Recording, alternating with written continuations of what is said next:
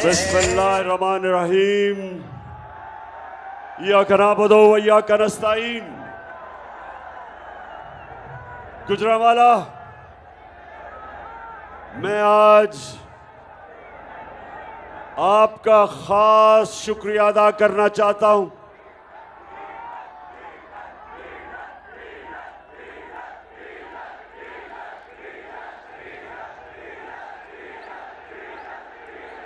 मैं जब आज रास्ते में कई घंटे गाड़ी में बैठ के, क्योंकि जहाज में आ नहीं सका तो गाड़ी से आ रहा था, तो मैं शाह महमूद कुरैशी को कह रहा था कि एक दफा अभी 2 महीने पहले गुजरांवाला ने ये पूरा स्टेडियम भर दिया था, तो शायद इस बारी गुजरांवाला ये स्टेडियम ना भर सके। तो इसलिए आज आप सबको देख के मैं आज खास आपको सलाम भी करता हूं, आपका शुक्रिया अदा करता हूं। अच्छा, अब आईएसएफ, पहले तो मैं आईएसएफ वो जरा जो आईएसएफ के बैनर्स हैं वो नीचे कर दें, क्योंकि मैंने अभी वीडियोस दिखानी है अपनी कौम को,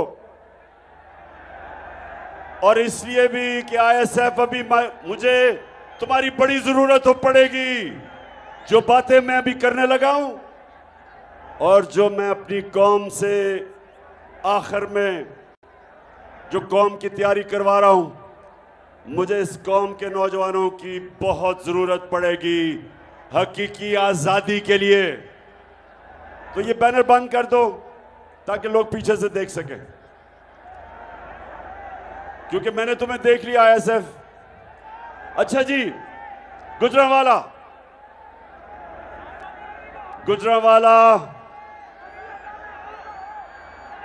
यहां मैं हर किस्म के लोग देख रहा हूं, नौजवान, ज्यादातर नौजवान, लेकिन जिस तादाद में ख्वातीन देख रहा हूं,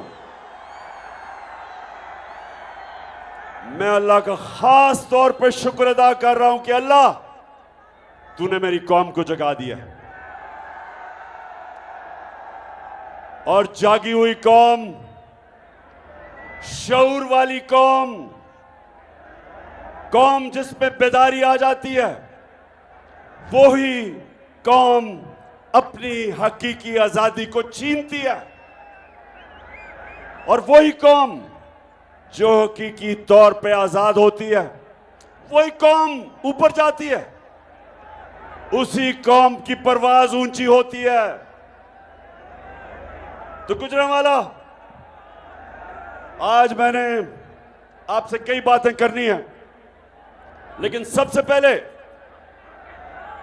मैं अपनी कौम को 4 चीजें हैं जो इंसान को, कौम को हकीकी तौर पे आजाद करती है।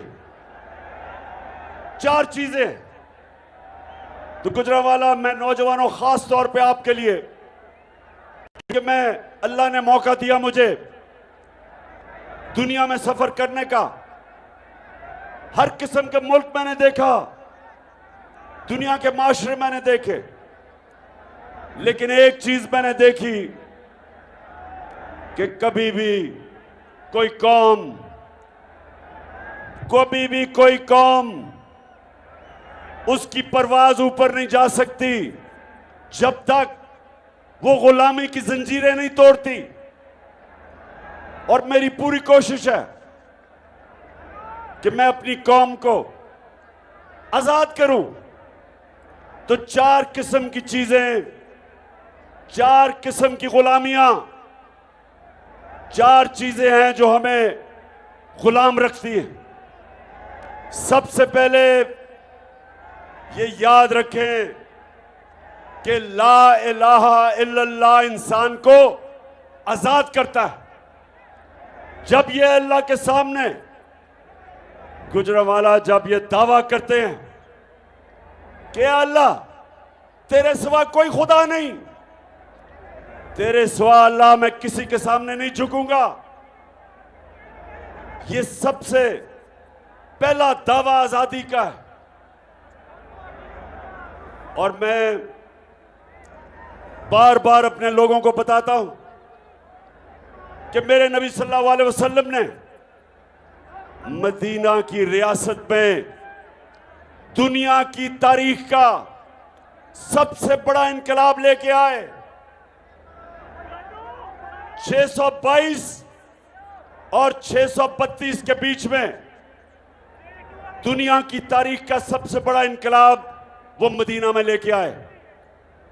तो मैं अपने नौजवानों, मेरी पूरी कोशिश है कि मैं अपने नबी सल्लल्लाहु अलैहि वसल्लम की, आपको उनकी जिंदगी, उनकी सीरत से आपको भी आजाद करूं, क्योंकि हम अभी तक हकीकी तौर पे आजाद नहीं हुए। अंग्रेज की गुलामी से तो कायदे आजम ने हमें आजाद कर दिया, लेकिन जो मौजूदा 4 किस्म की गुलामी है, मेरी पूरी कोशिश है कि मैं अपनी कौम को आजाद करूं। तो सबसे पहली गुलामी, मेरे नौजवानों और मेरी बहनों, खास तौर पे मैं चाहता हूं, जिस तरह मेरी वालदा ने बचपन से मुझे बताया, मैं जब हमेशा मुझे याद था कि मेरी वालदा मुझे बताती थी कि तुम्हें नहीं अंदाजा कि गुलामी क्या होती है।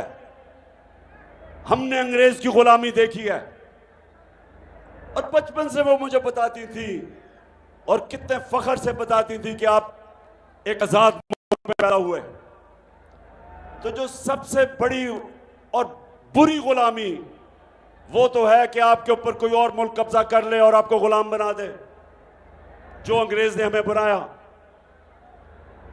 उससे हम आजाद हो गए। लेकिन जो दूसरी गुलामी वो क्या है कि वो एक दूसरा मुल्क आपको फतह किए बगैर गुलाम बना देता है।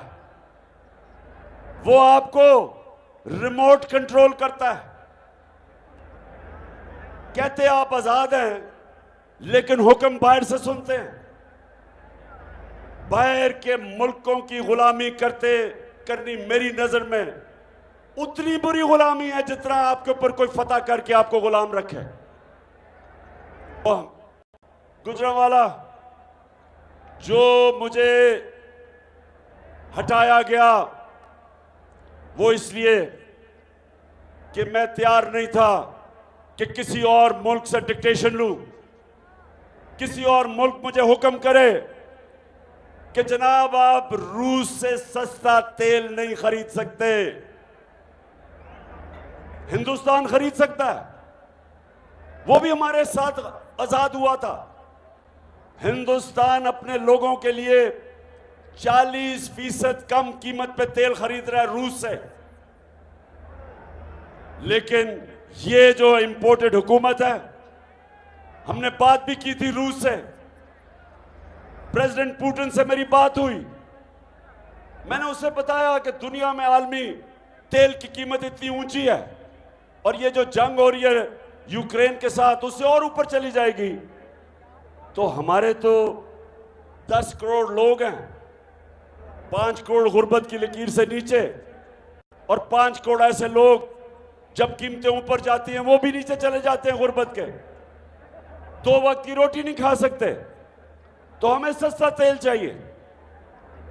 और दूसरा गंदम, जो 20 लाख टन हमने गंदम खरीदी थी, मैंने उससे कहा कि हमें डिस्काउंट पे गंदम चाहिए ताकि हम अपने लोगों को सस्ता अनाज बेच सकें। दोनों मान गया, वापस आया। और आपको पता है जो बैरूनी साजिश चली उससे हमारी हुकूमत कराई गई और ये इंपोर्टेड चोरों को हमारे ऊपर मुसल्लत किया गया। और उन्होंने आते साथ ही पहला काम क्या किया, अमेरिका से डर के, रूस से, ना उन्होंने गंदम ली और ना ही उन्होंने सस्ता तेल लिया और उन लोगों के ऊपर महंगाई का बम फेंक दिया। कभी इतनी महंगाई नहीं हुई। और फिर एक तरफ महंगाई और दूसरी तरफ हमारा जो वजीर आजम क्राइम मिनिस्टर जेरी ब्लॉसम दुनिया में चला गया पैसे मांगने के लिए। अब गुजरांवाला मैं अब एक और चीज बताऊं कि जब प्राइम मिनिस्टर था मैं, तो जब भी मैं किसी बैरून मुल्क मिनिस्टर या प्राइम मिनिस्टर से मिलता था तो मुझे पहले मेरा फॉरेन ऑफिस बताता था कि इसकी रेपुटेशन क्या है, इसकी तालीम क्या है, ईमानदार है, चोर है, करप्ट है, सब कुछ पता।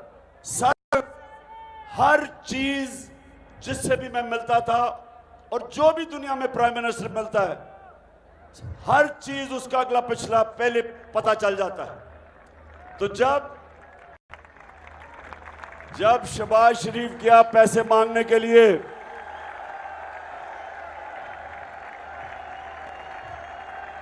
जब शहबाज शरीफ गया पैसे मांगने के लिए, तो जरा ये बताएं कि क्या कहा उसने वापस आके।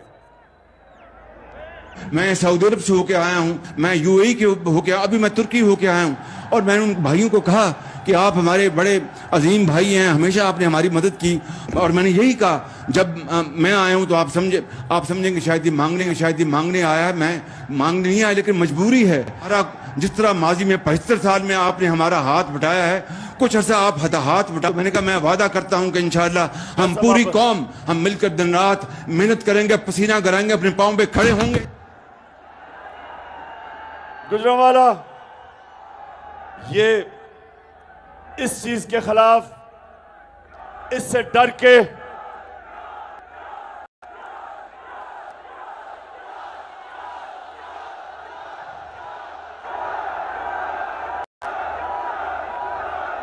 जो ये शहबाज शरीफ ने आपको नहीं बताया कि जी मैं आपसे पैसे मांगने आया हूं, मैं मजबूर हूं, पैसे वापस कर दूंगा। ये अभी आप घर इधर से जाएं, कोई मांगने वाला आपको मिलेगा, वो यही कहेगा कि मैं बड़ा मजबूर हूं, मैं मांगना नहीं चाहता लेकिन बड़ा मजबूर हूं। तो असल तो उससे पूछना चाहिए।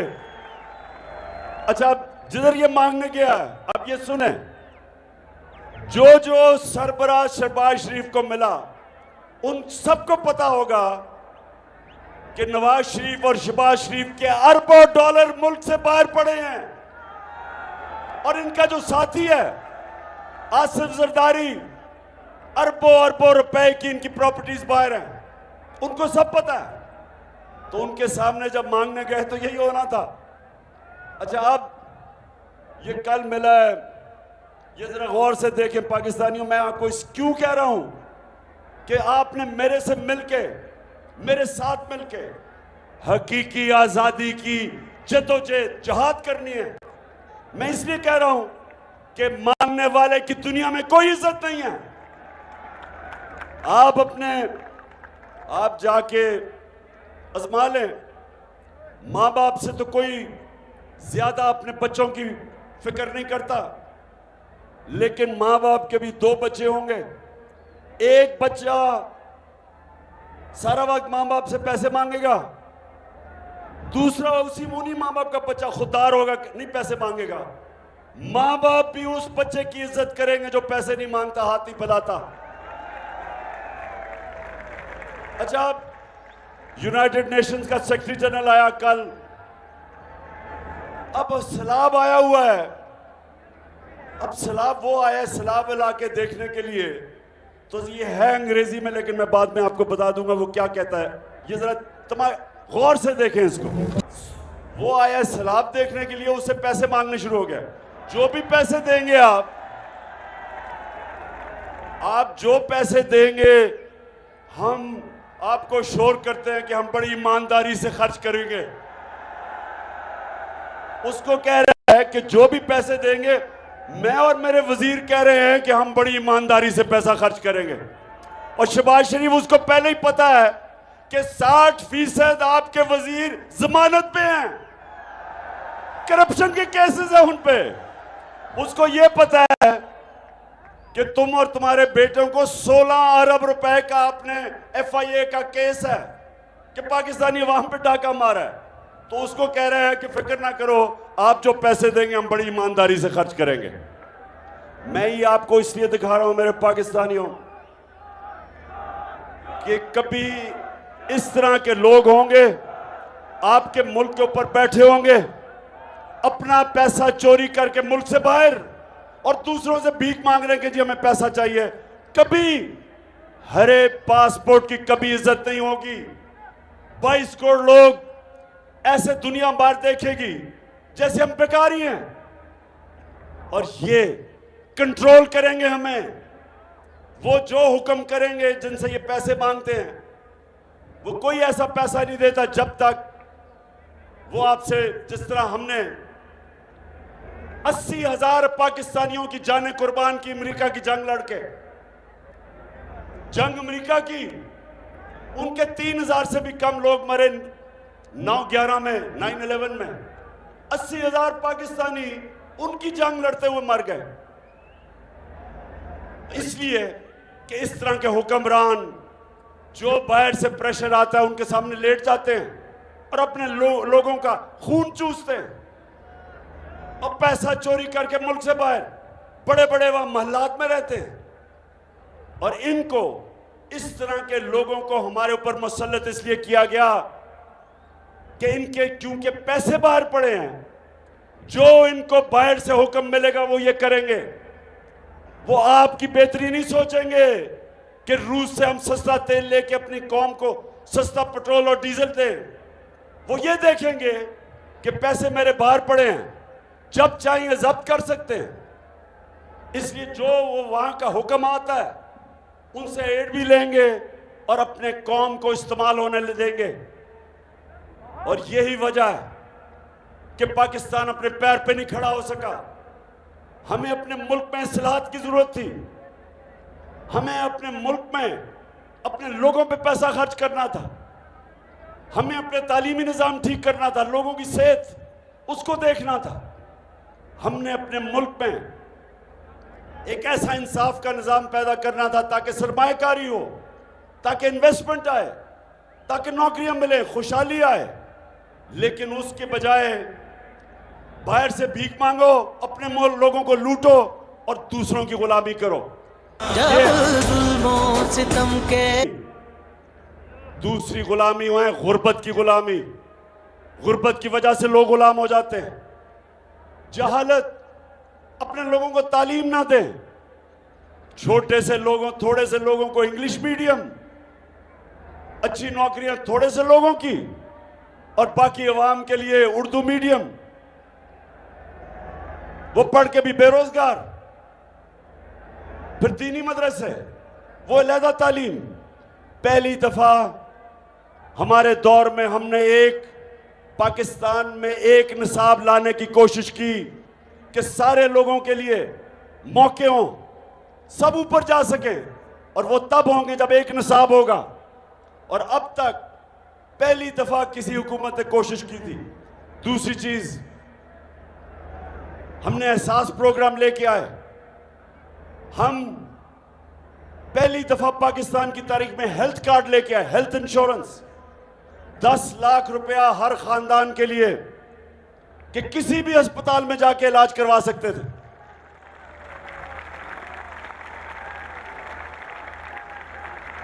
और ये हमारी कोशिश थी कि जो मदीना की रियासत में मेरे नबी सल्लल्लाहु अलैहि वसल्लम ने लोगों को आज़ाद किया था, उन्होंने पहली फलाई रियासत बनाई थी। उन्होंने रियासत ने जिम्मेदारी ली थी अपने कमजोर तबके की। आज यूरोप जाएं तो यूरोप में आज आपको फलाई रियासत मिलेगी। मुसलमान दुनिया में बहुत कम है, जबकि दुनिया की तारीख में पहली दफा मदीना की रियासत बनी थी फलाई। तीसरी चीज ज़हनी आजादी, अंदरूनी आजादी। ये 4 किस्म के नौजवानों याद रखें, कभी कोई इंसान बड़ा इंसान नहीं बन सकता जब तक वो आजाद नहीं होता। जिसको इल्लामा इकबाल ने कहा कि इकबाल का शाहीन होता ही है जो आजाद होता है, तभी वो ऊपर जाता है, तभी उसकी परवाज बाकियों से ऊपर होती है, क्योंकि जंजीरें तोड़ रहता है। और जंजीरें टूटती हैं ला इलाहा इल्लल्लाह से, वो आजाद करता है इंसान को। इसलिए मदीना की रियासत में वो अरब जिनकी कोई हैसियत नहीं थी, मेरे नबी सल्लल्लाहु अलैहि वसल्लम ने उनको आजाद करके, दुनिया की तारीख शाहिद है कि इतना बड़ा इनकलाब आया और उन्होंने चंद सालों में दुनिया की इमामत की। कुरान में अल्लाह कहता है कि मैं कभी किसी कौम की हालत नहीं बदलता जब तक वो कौम खुद अपनी हालत बदलने की कोशिश ना करे। तो अंदरूनी हालत मेरे नबी सल्लल्लाहु अलैहि वसल्लम ने इंसानों को कैसे आजाद किया? उन्होंने सबसे पहले खौफ का बुत तोड़ा।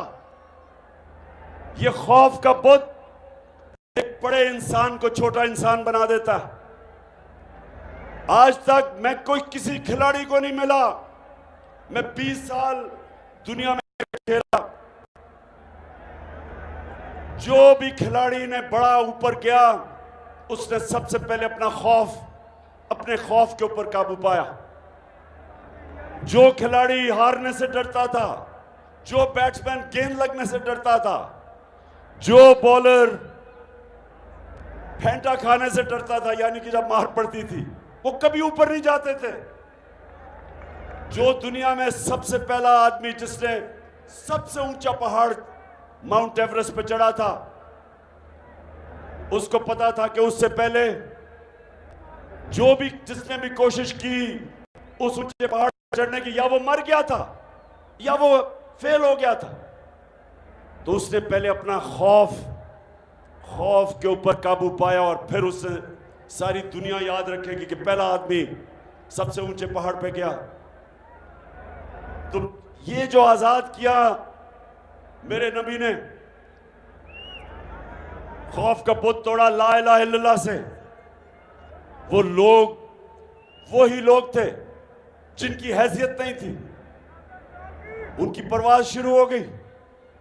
फिर जो पैसे का बुत है, लालच, हवस, ये भी बहुत बड़ा बुत है। इंसान पैसा और पैसा बनाते बनाते तबाह हो जाता है। जो पैसा है, सब मेरे नौजवानों आज मेरी बात याद रख लेना, बड़े बड़े मैंने लोगों को देखा कि पैसे के पीछे भाग भाग के अपनी जिंदगियां तबाह की। बड़ा पैसा कहीं उन्हें बना के अपने बच्चों के लिए छोड़ा, उस पैसे ने बच्चों को तबाह कर दिया। पैसे से याद रखें कि कभी पैसे से इस्तेमाल ना हो, पैसे को इस्तेमाल करना सीखें, इस्तेमाल ना हो पैसे से। यह भी बड़ा बुत है। तो जब एक इंसान आजाद हो गया, जब उसकी सोच बड़ी हो गई, रहमतुल आलमीन ने उसकी सोच आलमी सोच कर दी, अपने छोटे छोटे मसलों से आजाद हो गए, वो दुनिया के लीडर्स बने। और फिर आखिरी बुत, आखिरी खौफ, आखिरी गुलामी, वो है जुल्म के बुत की, जुल्म के बुत से आजाद होना। पाकिस्तानियों, जब तक एक माशरे में इंसाफ नहीं आता, जब तक कानून की बालादस्ती नहीं होती, जब तक एक माशरे के अंदर कानून की हुक्मरानी, यानी कि ताकतवर और कमजोर के लिए एक इंसाफ का कानून नहीं बनता, जिसको रूल ऑफ लॉ कहते हैं, कोई माशरा तरक्की नहीं कर सकता।